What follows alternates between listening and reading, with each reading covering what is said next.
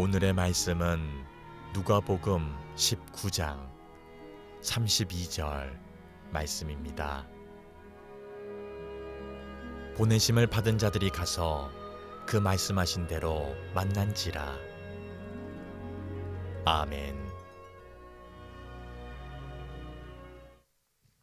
방금 안내 드렸다시피 오늘이 종려주일입니다. 예루살렘에 예수님께서 입성하심을 기념하는 주일.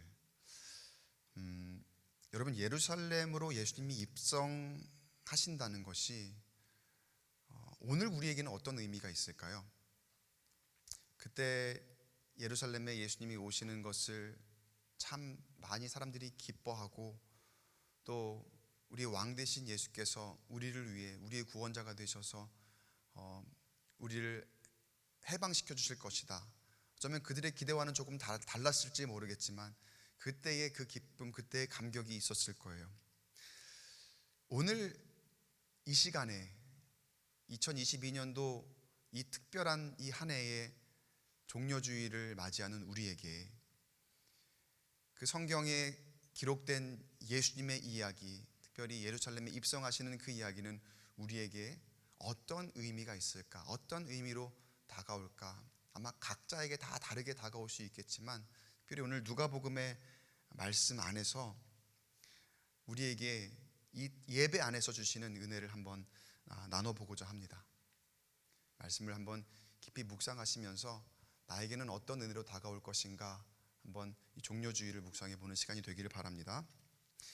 예수님께서 예루살렘을 향해 앞서 가시는 장면으로 오늘 말씀을 시작을 하는데, 그 다음에 29절을 보니까요, 감람원이라 불리는 산 쪽에 있는 벳바게와 베다니에 가까이 가셨을 때에 제자 중 둘을 보내시며, 예루살렘을 아직 가시기 전입니다. 그런데 그때에 제자 중에서 둘을 고르십니다. 둘을 고르시고 보내셨다라고 합니다. 여러분, 이 두 사람이 누구일까요? 성경에서 누구인지 말해주질 않고 있어요. 저도 참 궁금합니다. 이 사람이 누구였을까? 이 두 사람. 많은 제자들 중에 두 사람을 부르셔서 그 두 사람에게 무언가를 말씀을 하시죠. 성경에서 말해주고 있지는 않지만 앞으로 이 두 사람을 통해서 어떤 일을 주님께서 행하시는지 우리가 한번 주목해 볼 필요가 있습니다. 이 두 사람을 택하셔서 건너편 마을로 보내십니다. 30절 말씀에 이르시되 너희는 맞은편 마을로 가라. 그리로 들어가면 아직 아무도 타보지 않은 나귀 새끼가 매어 있는 것을 보리니 풀어 끌고 오라. 아무도 타보지 않은 나귀가 있을 건데, 어린 나귀가 있을 건데 그것을 끌고 와라. 예수님께서 이 두 제자를 부르신 다음에 건너편 마을로 보내시면서, 반대편 마을로 보내시면서 이러한 지시를 내리셨어요. 이러한 부탁을 하셨어요. 제가 말씀을 묵상하니까 예수님께서 예루살렘으로 들어가시기 전에 준비하셔야 될 게 있었던 것 같아요. 그리고 그것을 통해서 이 제자들에게 말씀하시고자, 알려주시고자 했던 것이 있었던 것 같아요. 여러분, 아무도 타보지 않은 나귀, 아까 우리 교동문의 그 말씀에도 있었잖아요. 아무도 타보지 않은 어린 나귀, 이 나귀에 담겨있는 의미는 무엇입니까? 왜 예수님께서 가지고 오라고 하는 이 짐승이, 여러분이 아시겠지만 이제 탈 것이잖아요. 탈 짐승인데 왜 멋진 말이 아니고 건장하게 생긴 어른, 다 큰 그런 나귀도 아니고 아직 아무도 타보지 않은 어린 나귀일까? 성경이 뭐라고 나왔습니까? 겸손의 상징이라고 나왔죠. 겸손하셨기 때문에 그 겸손함을 보이시며 그 어린 나귀를 데리고 와서 어린 나귀를 타고 예루살렘으로 입성하셨다. 주님은 겸손의 왕이라는 것을 보여주시기 위해서, 예수님이 세상이 바라보는, 세상이 기대하는 무력으로 제압해버리고 완전히 그냥 압도해버리고 그런 왕이 아니라 겸손의 왕으로 오셨다는 것을 보여주시기 위해서 예수님은 이 어린 나귀를 택하신 거죠. 어린 나귀를 택하시고 이 두 제자들에게 그것을 끌고 오라 이렇게 말씀을 하십니다. 이런 것들을 보여주시고자 했던 거예요.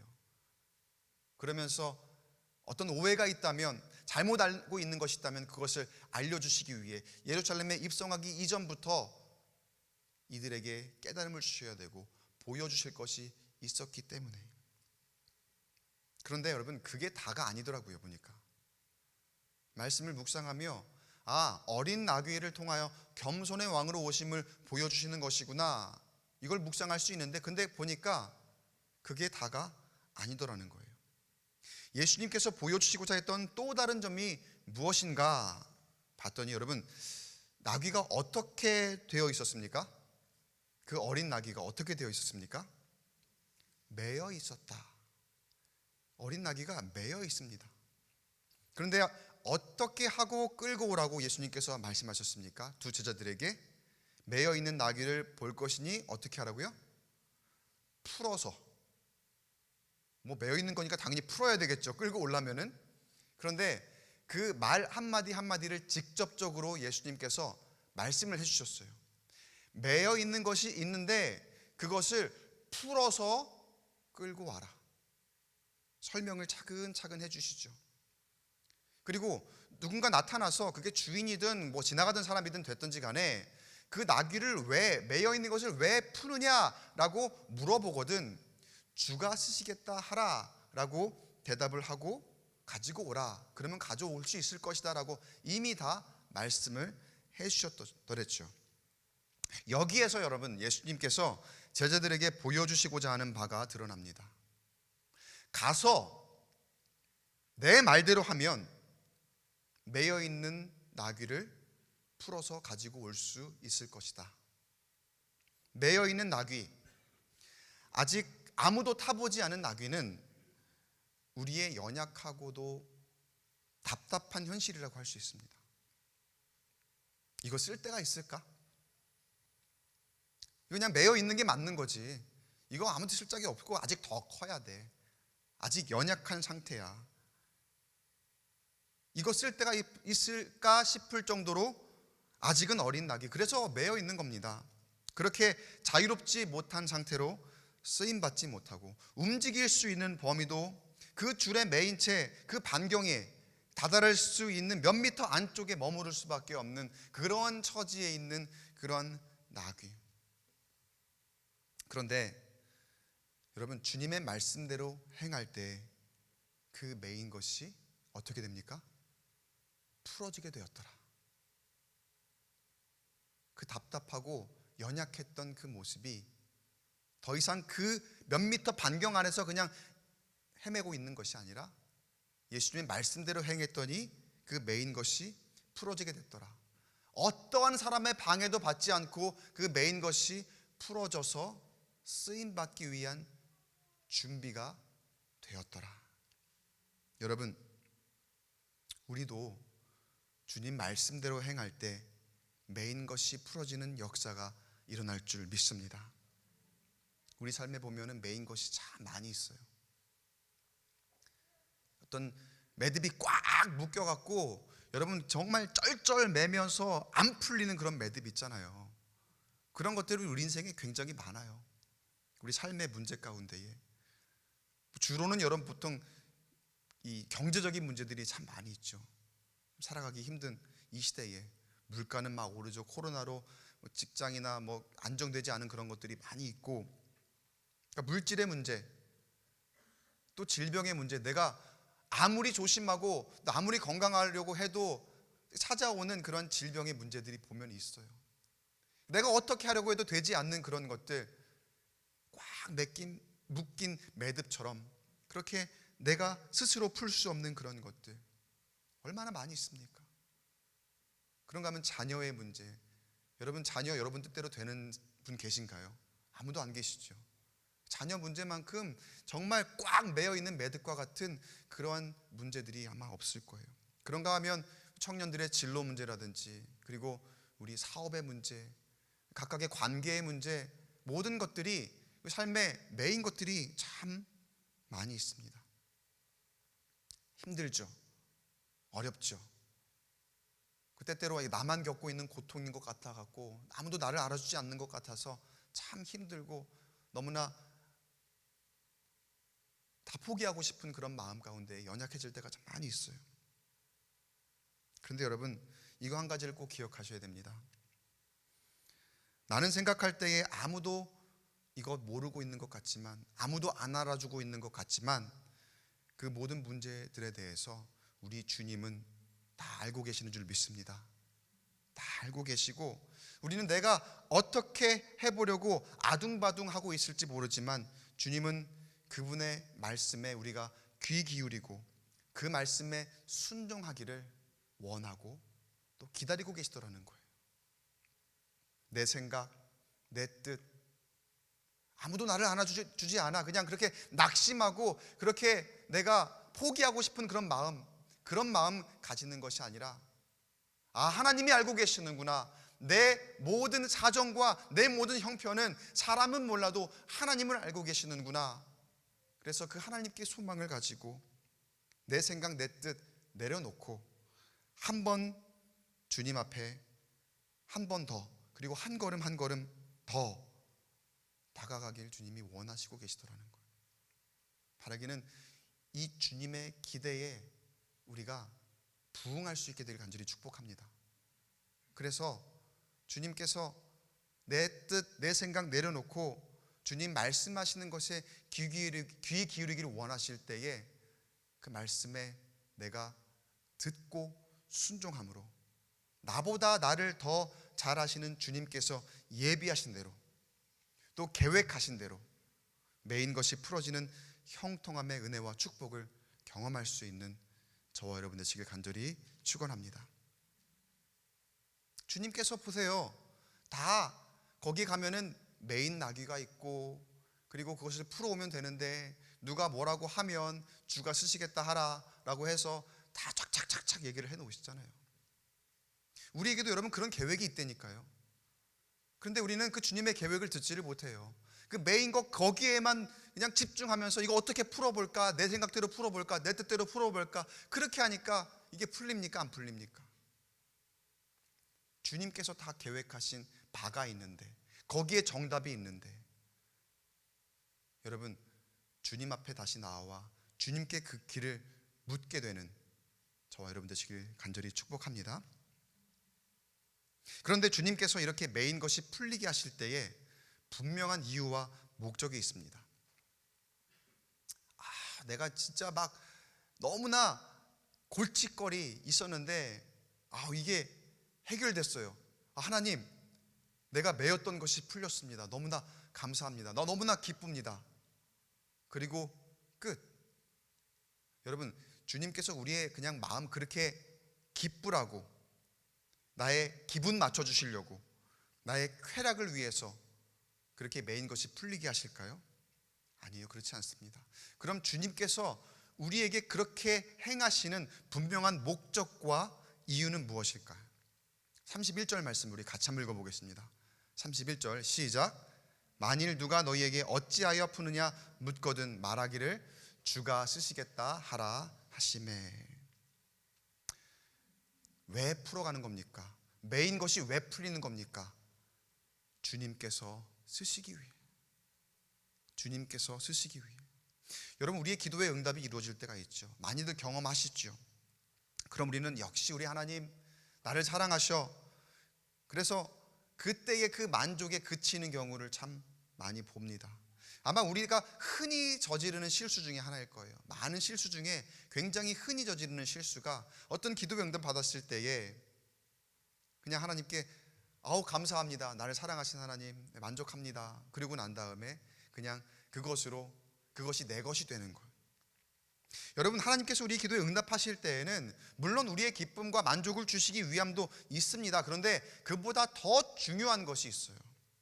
그 중요한 사실은 그 기도의 응답으로 인해서, 그 메인 것이 풀림으로 인해서 우리가 주님께 감사하고 또 주님께 쓰임 받을 것으로 준비해야 된다는 거예요. 여러분, 그때부터 시작인 거예요. 그때 기도 응답 받을 때가 끝이 아니라, 주님께서 내 메인 것이 풀리게 하셨을 때가 그때가 끝이 아니라 그때부터가 나는 주님께 쓰임 받을 사람이구나, 나는 주님께 이제부터 쓰임 받아야 하는 그런 사람이구나, 그때부터가 여러분 시작이라는 거예요.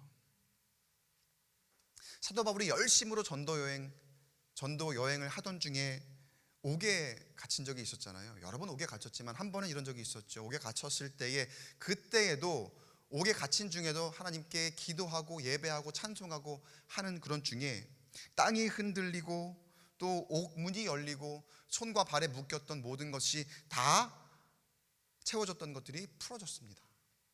그야말로 메인 것이 풀어지는 그런 현상을 사도 바울 경험했던 거죠.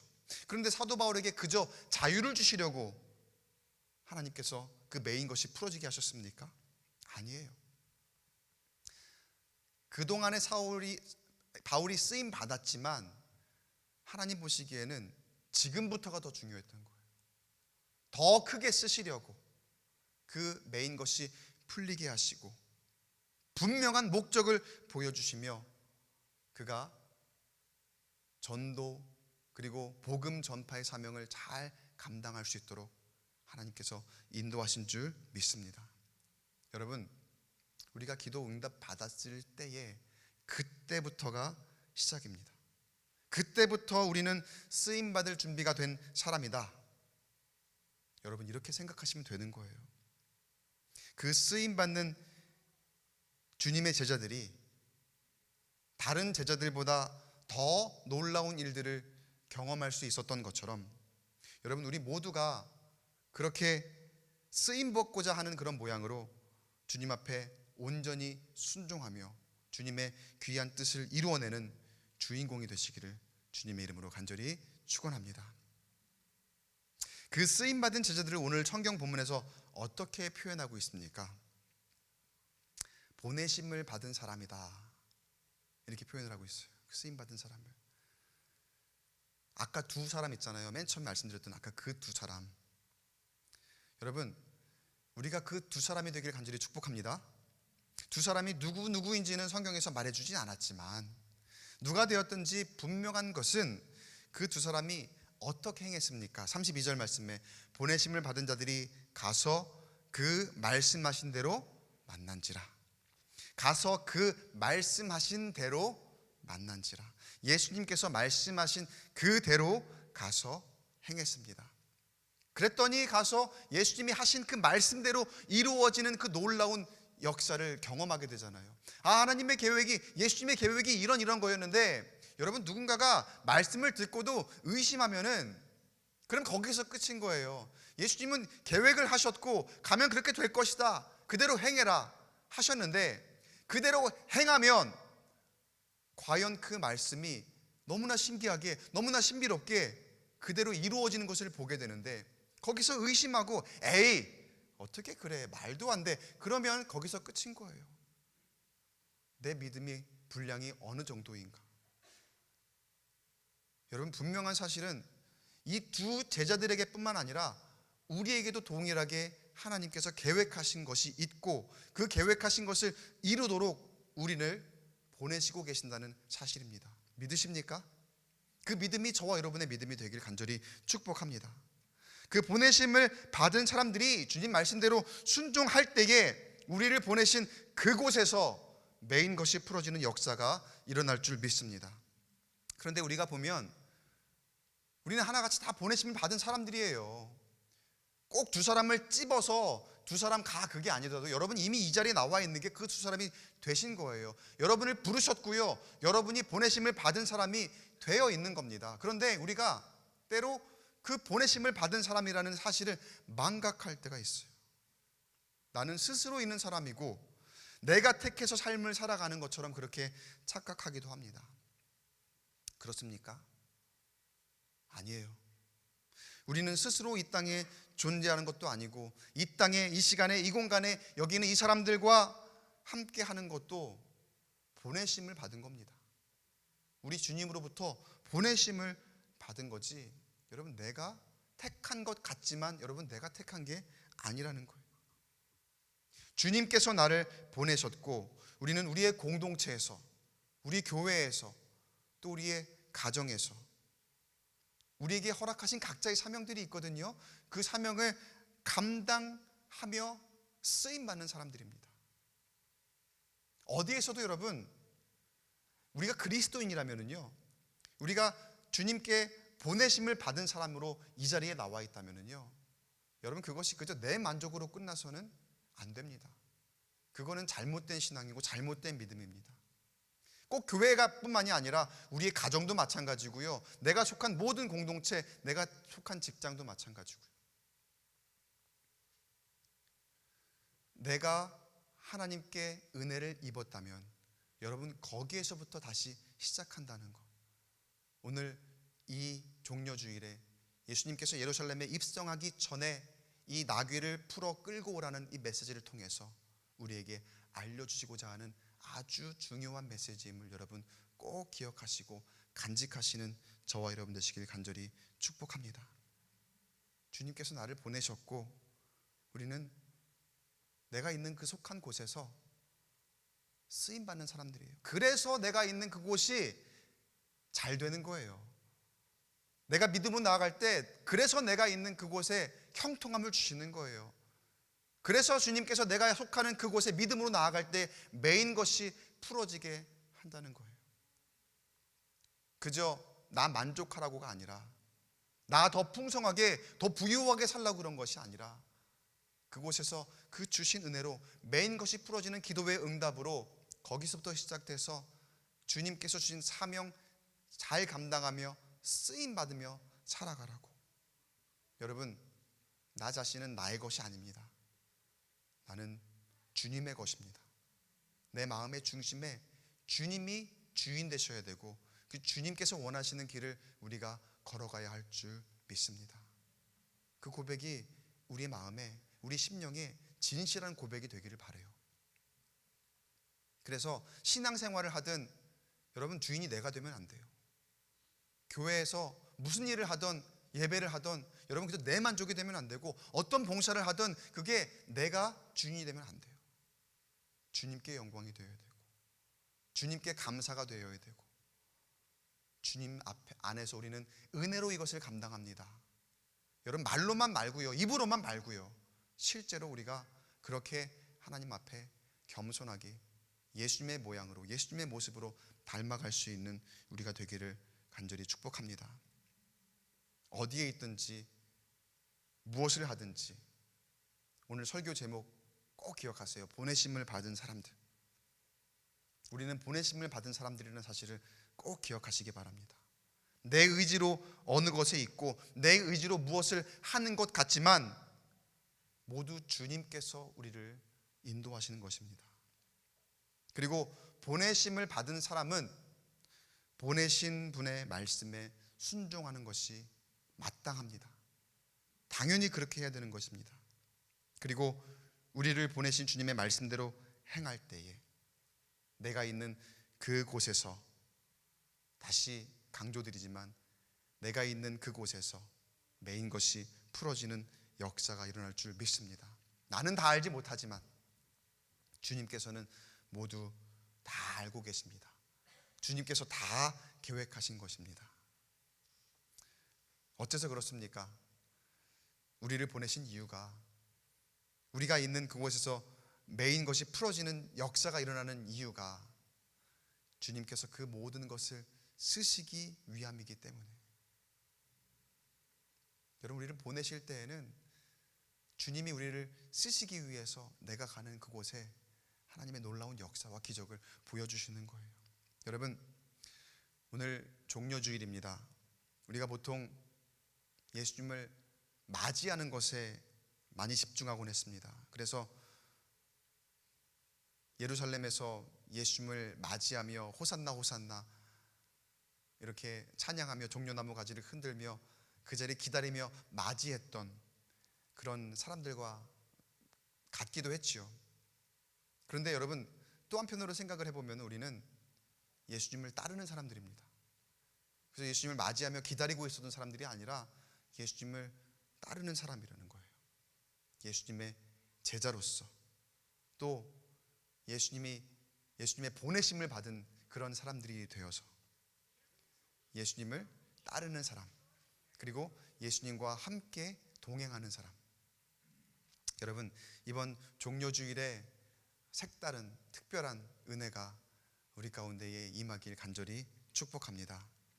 주님께서 우리의 왕 되심을 인정하고 찬양하며 또 부르신 뜻대로 순종함으로 내가 있는 그곳에서 나는 주님께 쓰임받는 사람이라는 사실을 내가 깊이 새기고 주님께 모든 주권을 내어드림으로 세상이 줄 수 없는, 그리고 다른 사람들이 경험할 수 없는 특별한 은혜를 경험하며 감사가 넘치는 저와 여러분 되시길 간절히 축복합니다. 그 두 사람이 얼마나 다른 사람들이, 다른 제자들이 누릴 수 없었던 그 은혜를 누렸을까 한번 생각을 해보세요. 그 두 제자가 되기를 소망하며 간절히 바라며 그렇게 부활을 기다리는 저와 여러분 되시기를 주의 이름으로 간절히 축원합니다.